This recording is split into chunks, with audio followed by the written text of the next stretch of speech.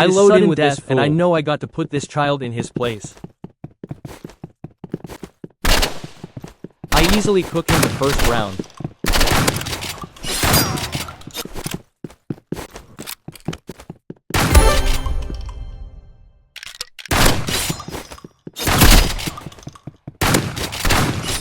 But then he beats me in the second round, third round, and fourth round.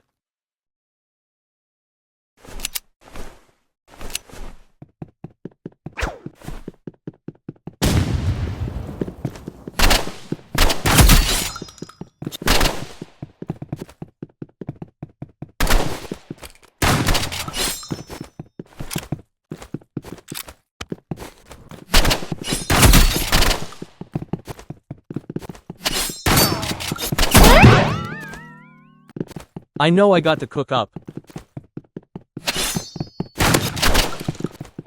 So I cook him in the fifth round to make it 3-6. Then I cook up again to tie the score. I pull off the impossible by cooking him again, now making me beating back to tie it.